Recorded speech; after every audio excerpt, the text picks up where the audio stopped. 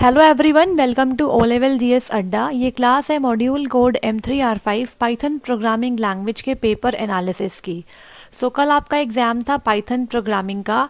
बहुत से स्टूडेंट्स ने हमें मैसेज करके बताया उनका एग्ज़ाम अच्छा रहा। ठीक है, उन्होंने थ्योरी में ज़्यादा अटेम्प्ट किया है और उनको MCQ में थोड़ी दिक्कत आई है। लेकिन कुछ बच्चे ऐसे थे जिन्होंने बोला है कि उनको बहुत दिक्कत आई है पाइथन में, क्योंकि उन्होंने बहुत एंड में स्टार्ट किया था पाइथन पढ़ना और उनके कंसेप्ट्स क्लियर नहीं थे, इसलिए उनसे क्वेश्चन नहीं हुए। ठीक है, जब मैंने पेपर देखा तो मेरे अकॉर्डिंग आपका पेपर मॉडरेट था, बहुत डिफ़िकल्ट नहीं था, लेकिन कुछ क्वेश्चंस आपके ट्रिकी थे जो आपको समझने में दिक्कत आई होगी। ठीक है, तो स्टार्ट करते हैं पेपर के एनालिसिस के साथ और देखते हैं क्या क्या क्वेश्चंस पूछे गए थे आपके एग्ज़ाम में। ठीक है, तो यहाँ पे बात करते हैं, सबसे पहले थोड़ा जूम इन कर लेते हैं, पार्ट 1 की बात करेंगे। और यहाँ पे क्वेश्चन नंबर वन आपका है MCQ। ठीक है, तो यहाँ पे MCQ में 1.1 आपका क्वेश्चन है। देखिए, find the output of the following Python program. तो यहाँ पे A में आपके पास स्ट्रिंग है, मीट मी आफ्टर पार्टी आपके पास एक स्ट्रिंग है, और B में आपके पास 13 है। तो यहाँ पे दो वेरिएबल है A और B, एक में आपके पास स्ट्रिंग है और एक में आपके पास इंटीजर है। ठीक है, यहाँ पे हमने प्रिंट फंक्शन का इस्तेमाल करके A प्लस B लिख दिया है। मतलब क्या है, यहाँ पे आपने कंकैटिनेशन ऑपरेटर का आपने इस्तेमाल किया है। ठीक है, तो एक बात बताइए, कंकैटिनेशन ऑपरेटर का इस्तेमाल करके आप सिर्फ दो स्ट्रिंग्स को ही आपस में ऐड करवा सकते हैं, लेकिन यहाँ पे एक स्ट्रिंग है आपके पास और एक आपके पास इंट वैल्यू है, तो ये तो पॉसिबल ही नहीं है। ठीक है, इट मीन्स आप एक इंटीजर और एक स्ट्रिंग को आपस में कंकैटिनेट नहीं करवा सकते हो। तो यहाँ पे आपके प्रोग्राम में क्या है, एरर है। ठीक है, तो इस तरीके से इस क्वेश्चन का आंसर है एरर इन कोड। यहाँ पे प्रॉब्लम आ जाएगी टाइप की। ठीक है, टाइप एरर यहाँ पे दिखाई देगी। ठीक है, नेक्स्ट आगे बढ़ते और बात करेंगे यहाँ पे क्वेश्चन नंबर 1.2 की। तो यहाँ पे इस क्वेश्चन में बहुत बच्चों को दिक्कत आई है। तो ये क्वेश्चन इतना मुश्किल नहीं है, एक बार देखते हैं क्या था इस क्वेश्चन के अंदर। यहाँ पे क्या है, देखो, यहाँ पे आपको आउटपुट निकालना था, class ACC colon def init self comma ID। तो यहाँ पे इनिट फंक्शन को डिफाइन किया गया है, self dot ID is equal to ID is equal to 555, ACC is equal to ACC 111। तो यहाँ पे आपने ऑब्जेक्ट बनाया है, प्रिंट ACC डॉट ID को आपने यहाँ पे प्रिंट करवाया है। ठीक है, तो बेसिकली यहाँ पे क्या है, जैसे ही आपकी क्लास ACC बनेगी उसी के साथ क्या होगा, वो ऑटोमेटिकली कॉल करेगी आपके इनिट मेथड को। ठीक है, और उसके अंदर वो पास करेगी ऑब्जेक्ट को एज द सेल्फ पैरामीटर। ठीक है, फिर क्या होगा, जो आपने यहाँ पे देखो, यहाँ पे आपने क्या करा है, 111 पास किया है। तो जो 111 है ना, ये आपके ऑब्जेक्ट के डेटा एट्रीब्यूट में चला गया। आपका ऑब्जेक्ट कौन सा, ID। ठीक है, लेकिन यहाँ पे आपने ID इज इक्वल टू 555 लिखा है ना, तो जो ये आपने ID इज इक्वल टू 555 लिखा है, ये वैल्यू रिटेन नहीं होगी, बिकॉज ये वैल्यू आपके ऑब्जेक्ट के डेटा एट्रीब्यूट में असाइन नहीं हुई है। ठीक है, तो इसीलिए 555 वैल्यू रिटेन नहीं होगी। जो आपने ऑब्जेक्ट बनाते वक्त 111 एज अ पैरामीटर पास किया है, सिर्फ वही वाली वैल्यू उसके ID एट्रीब्यूट में जाएगी। इसीलिए इस पर्टिकुलर क्वेश्चन का आंसर आपका आएगा 111। जो आपके ऑब्जेक्ट ID का डेटा एट्रीब्यूट है ना, उसके अंदर जो ID है वो 111 ही जाएगी, ये 555 वैल्यू वहाँ पे रिटेन होगी ही नहीं। तो इसीलिए इस क्वेश्चन का आंसर है 111। तो इस टाइप का क्वेश्चन ये था। ये आपके लिए एक नया क्वेश्चन था। आई होप सो आपको अब समझ में आया होगा कि क्या था इस क्वेश्चन के अंदर। तो आगे बढ़ते और बात करते हैं यहाँ पे 1.3 क्वेश्चन की। यहाँ पे आपसे पूछा गया था, विच of the following is an invalid variable. तो ये तो बहुत आसान क्वेश्चन था। यहाँ पे देखो, फर्स्ट स्ट्रिंग ये आपका इनवैलिड है, बिकॉज यहाँ पे आपका वेरिएबल नेम की स्टार्टिंग किसी नंबर से हो रही है, जो कि अलाउड नहीं होता पाइथन में। ठीक है, तो ये आपका आंसर था यहाँ पे।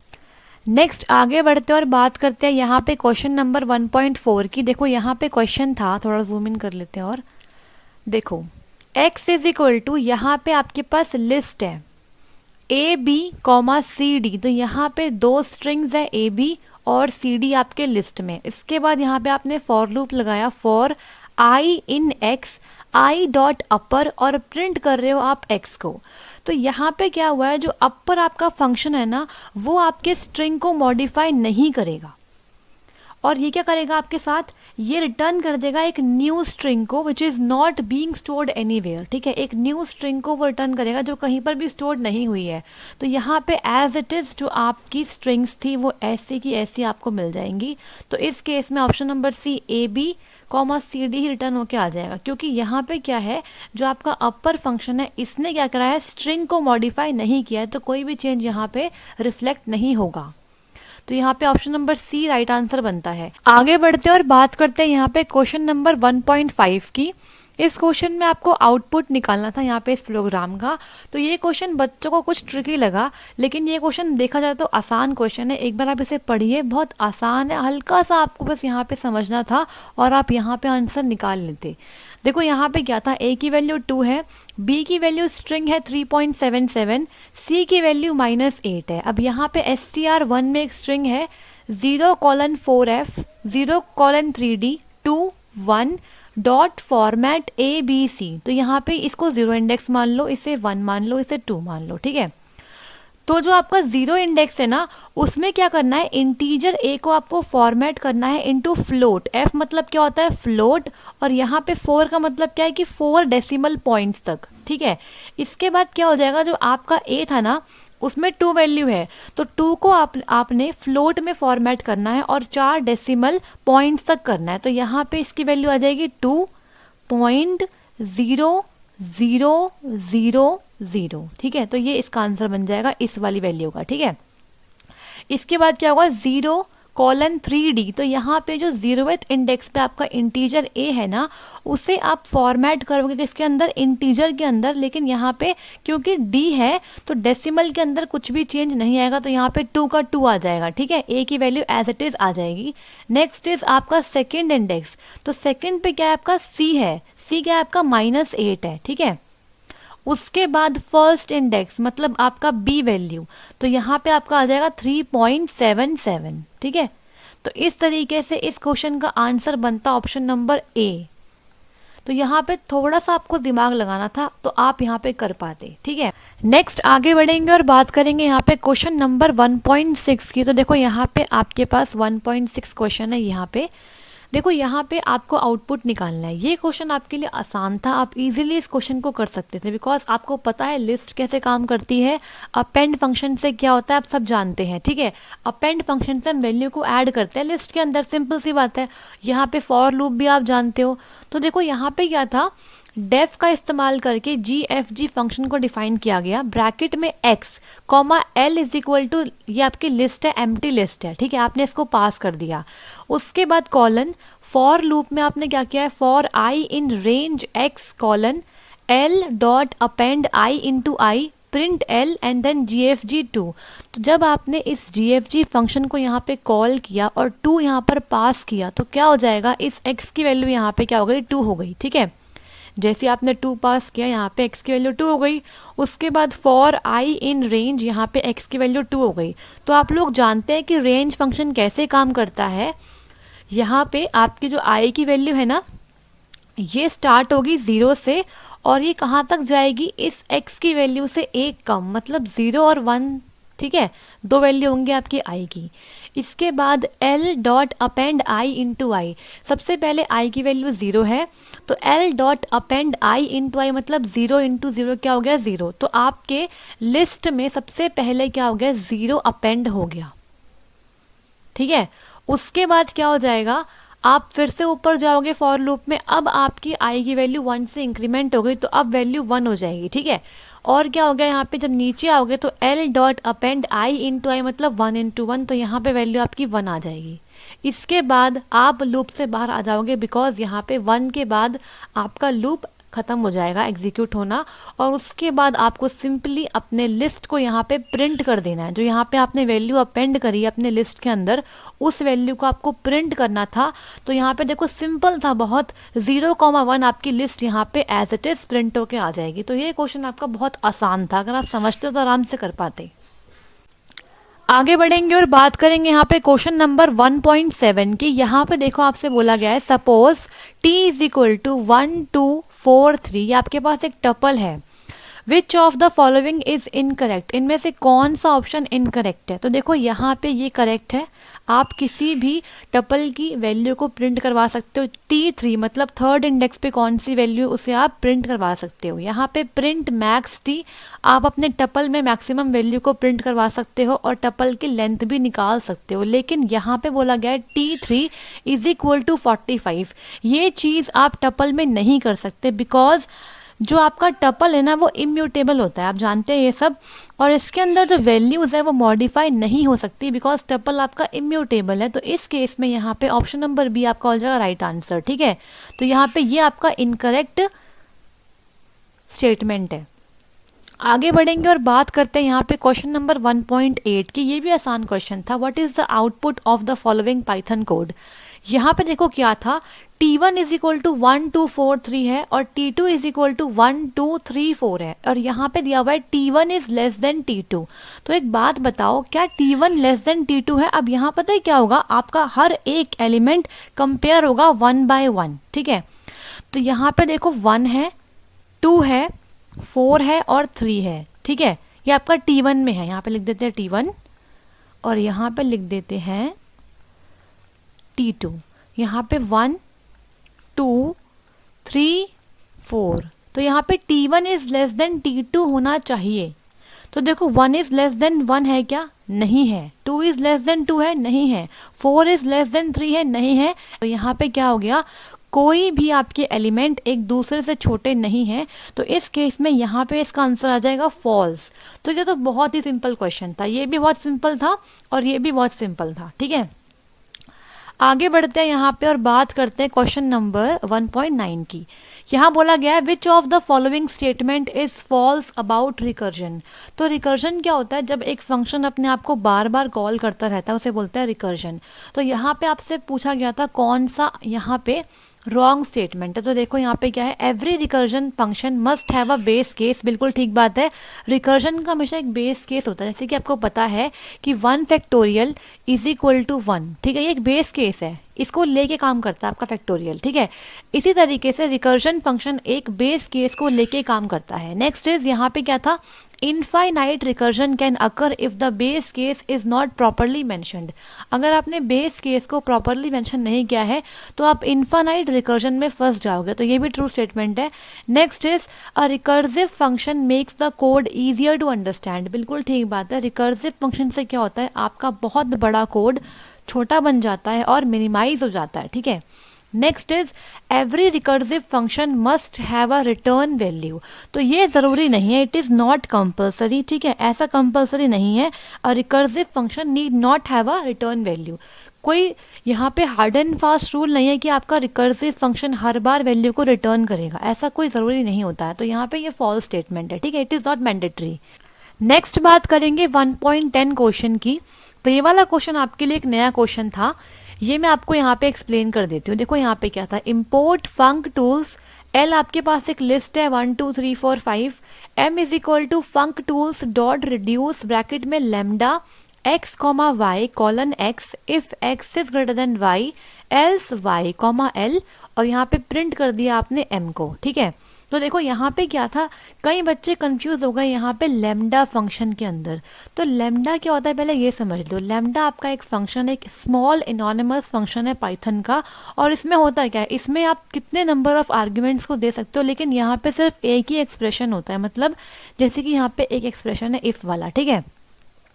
तो ये बेसिकली उस एक्सप्रेशन को एग्जीक्यूट करता है और रिजल्ट को आपके सामने निकाल के रिटर्न कर देता है, ठीक है। अब यहाँ पे देखो इस क्वेश्चन में है क्या, इस क्वेश्चन में बेसिकली आप क्या कर रहे हो, आप इस लिस्ट में से मैक्सिमम नंबर को फाइंड आउट करने की कोशिश कर रहे हो। जैसे कि यहाँ पे देखो क्या है, if x is greater than y, तो आप x को रिटर्न कर दोगे, अदरवाइज आप एल्स में y को रिटर्न करोगे, ठीक है। अब यहाँ पे क्या है, इस L में से आप X और Y को चूज़ करोगे, मतलब इस लिस्ट के अंदर से। तो यहाँ पे इसे परफॉर्म करने के लिए हमने इस्तेमाल करा है क्या, प्रोग्रामिंग टूल रिड्यूस का। तो ये आपके लिए एक न्यू कॉन्सेप्ट है यहाँ पे। तो देखो बेसिकली यहाँ पे हो क्या रहा है, सबसे पहले इसने क्या किया, X आपका ये है एक बार, Y आपका ये है, स्टार्ट हो गया यहाँ से ये, ठीक है। तो देखो 1 इज ग्रेटर देन 2 है क्या, नहीं है, इसका मतलब क्या होगा, यहाँ पे एल्स में y आ जाएगा, मतलब 2 आपको रिटर्न होके मिल जाएगा, ठीक है। इसके बाद क्या होगा, फिर से चलेंगे हम लिस्ट के अंदर। अब आपका x क्या बन गया 2 और y क्या बन गया 3, तो आपका x ग्रेटर देन 3 है क्या, नो, तो यहाँ पे आपको y मिल गया, मतलब 3 मिल गया। उसके बाद आपका x बन गया 3 और y बन गया आपका 4, तो क्या x is greater than y है क्या, नहीं है, तो यहाँ पे आपको फिर से y मिल जाएगा।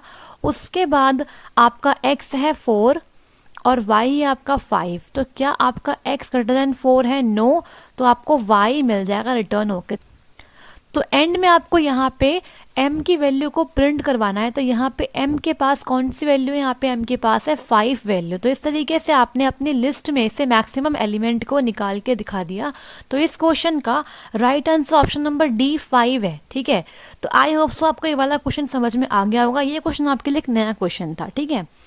तो अब आगे बढ़ेंगे और बात करेंगे यहाँ पे क्वेश्चन नंबर 2 की। तो क्वेश्चन नंबर 2 आपका ट्रू फॉल्स था, तो यहाँ पे क्वेश्चन नंबर 2.1 देखते हैं क्या है।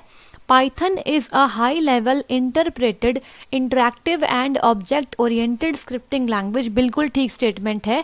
It is designed to be highly unreadable, यहाँ पे सब कुछ ठीक था लेकिन यहाँ पे इन्होंने अनरीडेबल लिख दिया, तो ये आपका गलत हो गया है। इसे हम पढ़ सकते हैं, ठीक है। तो जो पाइथन है वो आपकी बहुत इजी लैंग्वेज होती है, और ऐसा क्यों है, बिकॉज ये यूज़ करती है इंग्लिश कीवर्ड्स को, ठीक है। और इसमें क्या होता है, पंक्चुएशन बहुत कम इस्तेमाल की जाती है, जैसे कि आपका C++ है, उसमें क्या होता है, हर एक स्टेटमेंट को एंड करने के लिए हम सेमीकोलन का इस्तेमाल करते हैं, लेकिन यहाँ पे ऐसा नहीं होता है, ठीक है। सो यहाँ पे क्या है, फ्यूअर सिंटैक्टिकल कंस्ट्रक्शंस है किसी और लैंग्वेज के कंपैरिजन में देखा जाए तो यहाँ पे ये स्टेटमेंट आपकी फॉल्स स्टेटमेंट है। तो आगे बढ़ेंगे और नेक्स्ट बात करेंगे क्वेश्चन नंबर 2.2 की।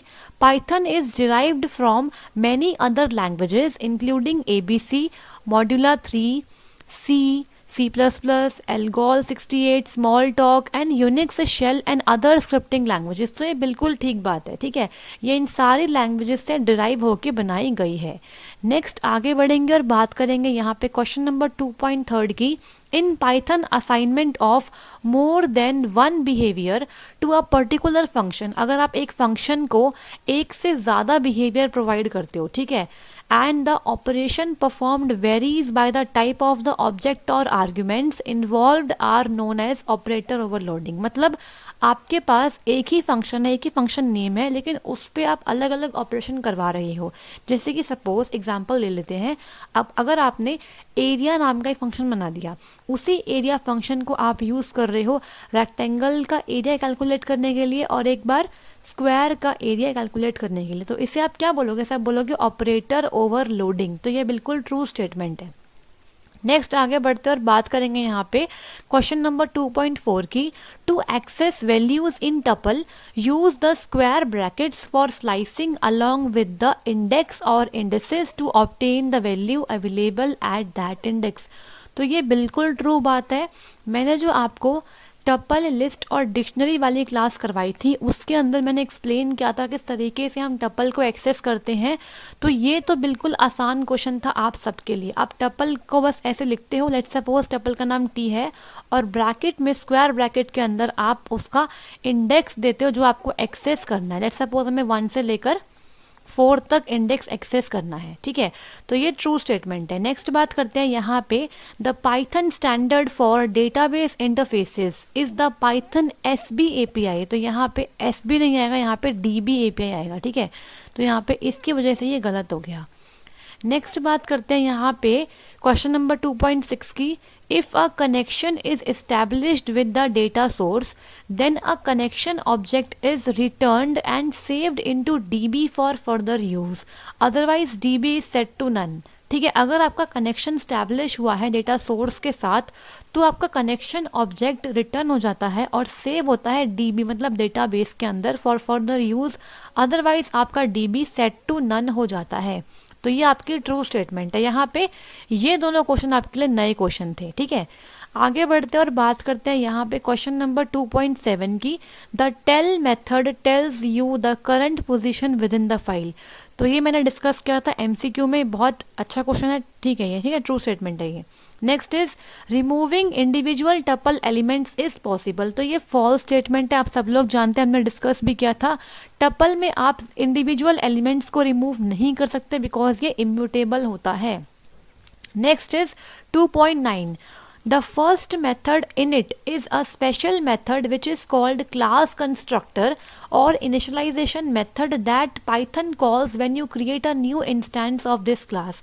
तो आपने अभी देखा था क्लास के ऑब्जेक्ट बनते ही यहाँ पे क्या होता है, अपने आप by default init method call हो जाता है। तो इसे हम क्या बोलते हैं, क्लास कंस्ट्रक्शन या फिर इनिशियलाइजेशन मेथड।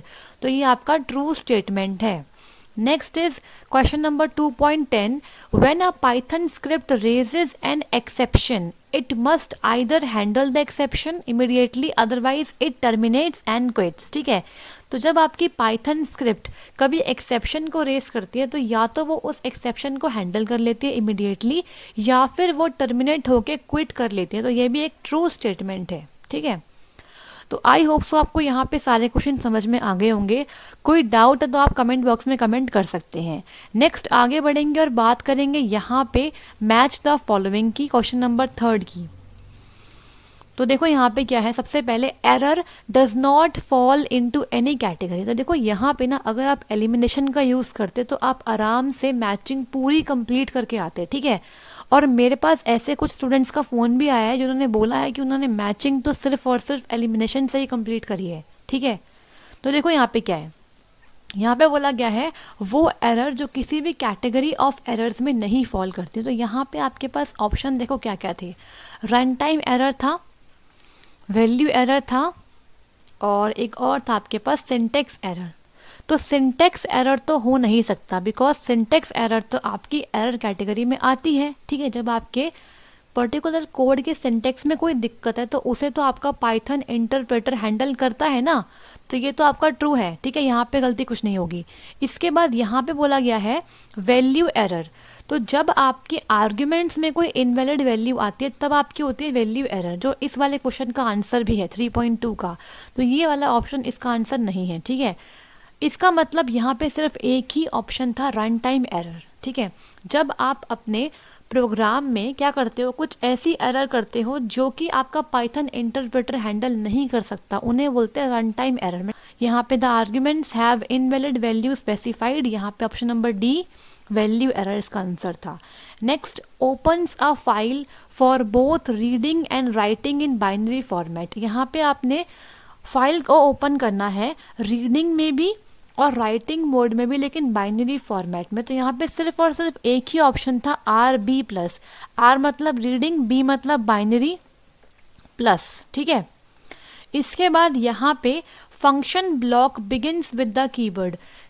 तो फंक्शन ब्लॉक किस कीवर्ड से बिगिन करते हैं, डेफ कीवर्ड से। ठीक है, डिफाइन वाले डेफ कीवर्ड से। तो यहाँ पे ऑप्शन नंबर H आपका राइट आंसर है। Next question is negative count from the right.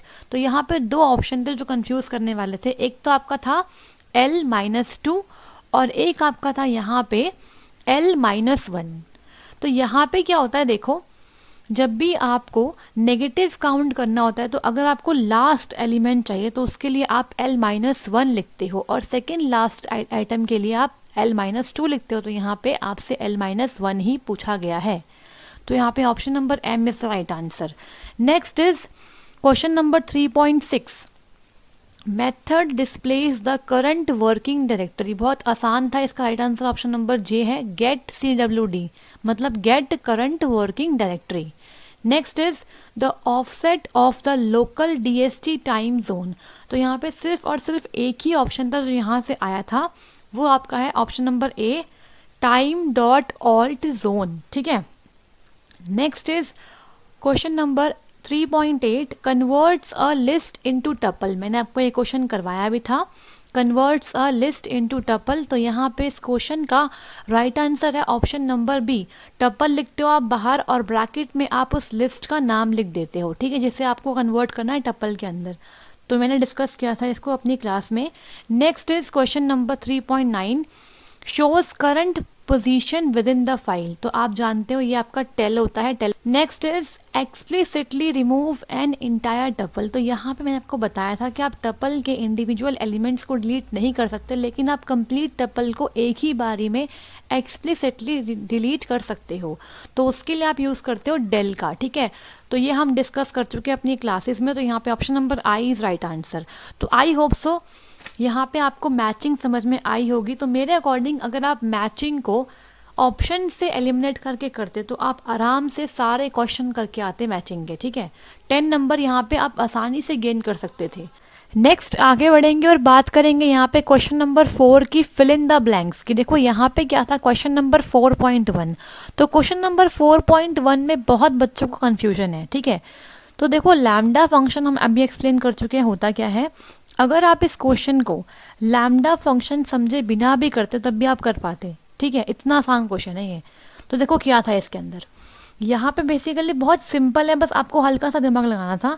यहाँ पे क्या करना है, आपके पास आर और एस दो फंक्शन है जिसके अंदर क्यू आपका क्या है, आर्ग्यूमेंट है, और ये इसका एक्सप्रेशन है Q*2 एंड Q*3, ठीक है। और यहाँ पे x की वैल्यू को आपने 2 किया है। सबसे पहले आपने यहाँ पे कॉल किया है r फंक्शन को, और x को आपने यहाँ पे पास किया है, और जो भी आंसर ये रिटर्न करेगा उसको आपने फिर से x में असाइन कर दिया, ठीक है। तो देखो यहाँ पे हम बात करते हैं r की, ब्रैकेट में आपने x मतलब 2 को पास कर दिया। जैसे ही आपने इस r लैम्डा फंक्शन को कॉल किया तो क्या हो जाएगा, ये वाला एक्सप्रेशन चल जाएगा, मतलब जो भी इसका आर्ग्यूमेंट है उसे मल्टीप्लाई करना है 2 से। तो इसका आर्ग्यूमेंट 2 है, 2 को आपने 2 से मल्टीप्लाई कर दिया, तो यहाँ पे इसका आंसर 4 आ गया। अब ये 4 वैल्यू आपकी x में असाइन हो जाएगी, ठीक है। फिर आपने दोबारा क्या किया, इस s वाले लैम्डा फंक्शन को कॉल किया और x मतलब इस 4 को पास कर दिया। तो यहाँ पे s ब्रैकेट में आपका, यहाँ पे ब्रैकेट में 4 आएगा, ठीक है। तो जब आपने s वाले फंक्शन को कॉल किया तो यहाँ पे क्या हो जाएगा, आर्ग्यूमेंट इंटू 3, मतलब इसके आर्ग्यूमेंट 4 है, इंटू आप 3 से उसे मल्टीप्लाई कर दो, तो यहाँ पे आंसर 12 आ गया, ठीक है। इसके बाद क्या होगा, ये वाले 12 वैल्यू आपके इस वाले x में आ जाएगी। इसके बाद आपने एंड में फिर से कॉल किया है r वाले लैम्डा फंक्शन को, और यहाँ पे x मतलब 12 को पास किया है। उसके बाद आपने क्या किया है, r के अकॉर्डिंग काम किया। तो r में एक्सप्रेशन बोलता है जो आर्ग्यूमेंट है उसे आप मल्टीप्लाई कर दो 2 से। तो यहाँ पे जब आप मल्टीप्लाई करोगे तो इसका आंसर आ जाएगा 24। तो ये इस क्वेश्चन का राइट आंसर है, और एंड में आपने प्रिंट कर ली x की वैल्यू। तो इतना आसान क्वेश्चन था ये, ठीक है। और एक बात और, इस पर्टिकुलर बॉक्स में सिर्फ एक ही ऐसा आंसर है जो आपका नंबर था। तो ये तो बिल्कुल आसान था कि इस क्वेश्चन का आंसर 24 ही है, और कोई ऑप्शंस था ही नहीं, ठीक है। तो आप इसे ऐसे भी कर सकते थे, तो काफ़ी आसान क्वेश्चन था। तो आगे बढ़ेंगे और बात करेंगे यहाँ पे 4.2 क्वेश्चन की। अब यहाँ पे देखो क्या है, ए आपके पास ट्रू है, ठीक है, ट्रू को मैं टी लिख रही हूँ, बी आपके पास फॉल्स है, और सी भी आपके पास फॉल्स है, ठीक है। तो यहाँ पे क्या है, if A or B and C print true else print false, ठीक है। तो यहाँ पे देखो क्या है, ए आपका ट्रू है, और है बी आपका फॉल्स है, एंड है सी आपका फॉल्स है। सबसे पहले हम एंड वाले ऑपरेटर को सॉल्व करते हैं क्योंकि इसकी प्रेसिडेंस और से ज़्यादा होती है। तो फॉल्स एंड फॉल्स क्या होता है, दोनों फॉल्स हैं, दोनों में एंड लगा है, मतलब यहाँ पे क्या आ जाएगा, आपका फॉल्स आ जाएगा। क्योंकि एंड क्या बोलता है, अगर दोनों फॉल्स है तो मैं फॉल्स दूंगा, मतलब अगर एक भी फॉल्स है तो मैं फॉल्स ही दूंगा, वो ये बोलता है आपका एंड ऑपरेटर। इसके बाद आप यहाँ पे इस टी और एफ को कंक्लूड करोगे, तो यहाँ पे क्या हो जाएगा, और क्या बोलता है, अगर एक भी ट्रू है तो मैं ट्रू दे दूंगा, तो एंड में आपके पास आंसर ट्रू आया, ठीक है। अब यहाँ पे अगर इफ ये वाली जो आपकी कंडीशन है ये अगर ट्रू होगी तभी आपका प्रिंट ट्रू होगा, एल्स प्रिंट फॉल्स होगा। तो क्योंकि यहाँ पे ट्रू आ गया तो प्रिंट वाली स्टेटमेंट चल जाएगी, एल्स पे हम नहीं जाएंगे। तो यहाँ पे true is the right answer. तो यहाँ पे इस क्वेश्चन का आंसर ऑप्शन नंबर जी था, ट्रू, ठीक है। तो ये इस क्वेश्चन का राइट आंसर है। नेक्स्ट आगे बढ़ते हैं और बात करते हैं यहाँ पे क्वेश्चन नंबर 3 की। Recursive functions usually take dash memory space than non recursive function. Recursive function जो अपने आप को बार बार कॉल करते रहते हैं वो फंक्शंस मेमोरी स्पेस ज़्यादा कंज्यूम करते हैं या फिर कम। ऑब्वियस सी बात है, अगर वो बार बार अपने आप को कॉल कर रहे हैं तो वो ज़्यादा मेमोरी स्पेस कंज्यूम करेंगे। तो यहाँ पे option number E more is the right answer. ठीक है, नेक्स्ट आगे बढ़ेंगे और बात करेंगे यहाँ पे क्वेश्चन नंबर 4.4 की। Python programming language was created by. Python programming language को किसने क्रिएट किया? तो आप जानते हो इसका राइट आंसर क्या? ऑप्शन नंबर एच है, Guido van Rossum. Next is question number 4.5. Python supports object-oriented style or technique of programming that encapsulates code within dash.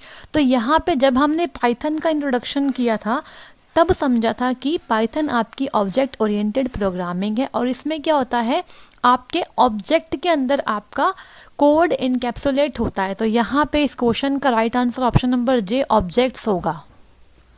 Next is question number 4.6. Dash returns the current time instant, a floating point number of seconds since the epoch. तो ये भी बहुत आसान था। यहाँ पे दिए गए ऑप्शन में से सिर्फ एक ही ऑप्शन आपका टाइम का था, टाइम डॉट टाइम। तो ये आपका राइट आंसर है। Next is question number 4.7. All parameters arguments in the Python language are passed by. सारे आर्ग्यूमेंट्स या फिर पैरामीटर्स पाइथन लैंग्वेज में पास किए जाते हैं एज अ रेफरेंस। ठीक है, एज अ रेफरेंस। तो अगर आपने पैरामीटर चेंज कर दिया तो उसका आंसर, उसकी वैल्यू भी चेंज हो जाती है। ठीक है, आगे बढ़ते हैं और बात करते हैं यहाँ पे क्वेश्चन नंबर 4.8 की। The dash can be accessed only inside the function in which they are declared, whereas the global variables can be accessed throughout the program body by all functions. तो global variables को आप programme की body में कहीं पर भी access कर सकते हो, कोई भी फंक्शन उन्हें यूज़ कर सकता है, लेकिन लोकल वेरिएबल को सिर्फ आप इनसाइड द फंक्शन ही यूज़ कर सकते हो। तो यहाँ पे option number F local variable is the right answer. Next is the difference between tuples and the list are. The tuples can not be changed unlike list. Tuple को आप change नहीं कर सकते लिस्ट की तरह। And tuples use dash whereas list use square brackets. List में हम square bracket को यूज़ करते हैं और टपल में हम यूज़ करते हैं किसे? हमने डिस्कस किया था पैरेंथेसिस को। तो यहाँ पे option number C is the right answer. Next is question number 4.10. Python converts number internally in an expression containing mixed type of Next is question number 4.10. Python converts numbers internally in an expression containing mixed type to a common type for evaluation. अगर आपके expression में mixed type होता है तो Python internally उसे convert करता है common type में एवेल्यूएशन के लिए।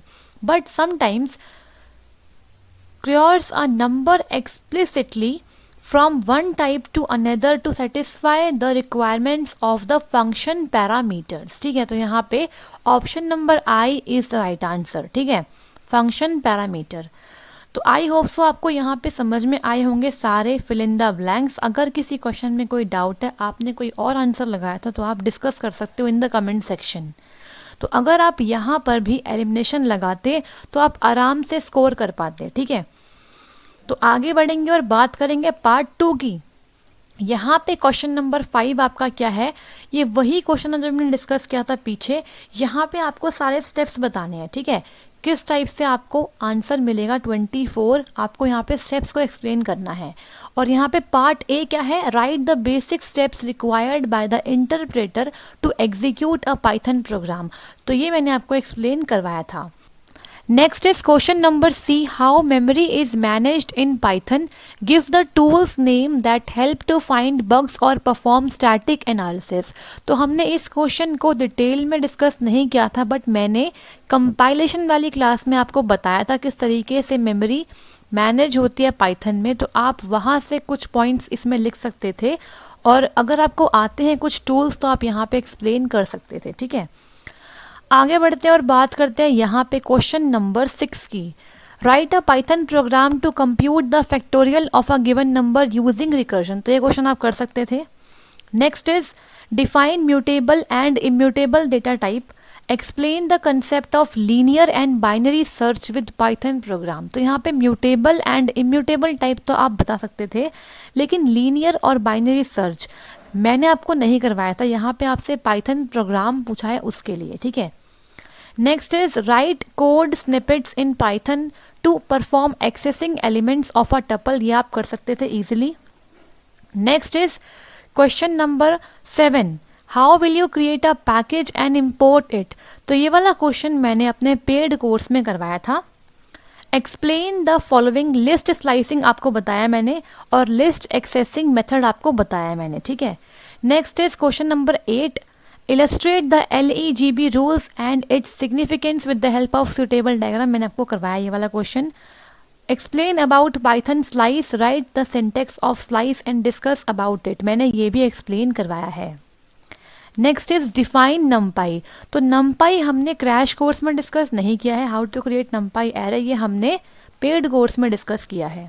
Next is question number B, explain flow chart and symbols used in flow chart, तो ये वाला क्वेश्चन मैंने आपको करवाया था क्लास के अंदर।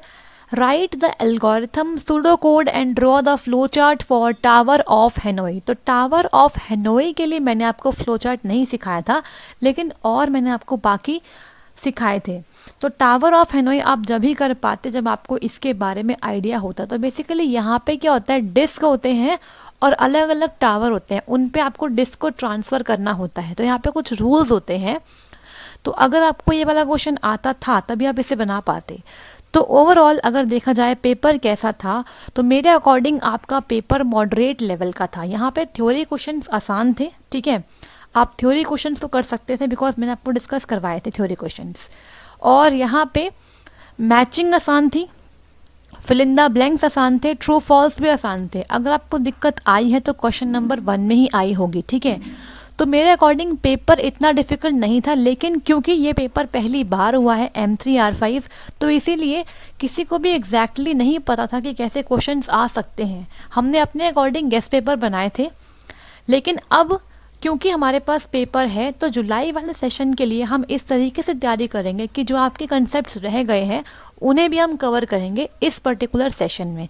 तो अब जो चीज़ें इंक्लूड नहीं हुई है उन्हें इंक्लूड करेंगे और एक बार फिर से पाइथन को न्यू तरीके से पढ़ेंगे जुलाई वाले सेशन में, ठीक है।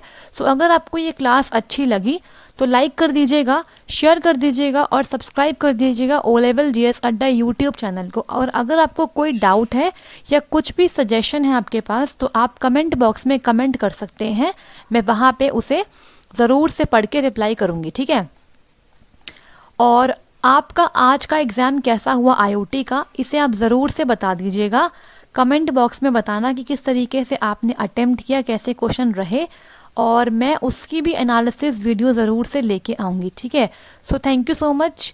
और प्रैक्टिकल की क्लासेस के लिए हमने पोल कंडक्ट किया है ऑन टेलीग्राम चैनल, तो आप अगर चाहते हैं कि प्रैक्टिकल क्लासेस हो इस चैनल पे तो आप उस पोल में येस पे क्लिक करिए और उसके बाद मैं 2-3 दिन में आपको बताऊंगी कि कब प्रैक्टिकल की क्लासेस शुरू हो जाएंगी यूट्यूब चैनल पे। So all the best for your future, thank you so much.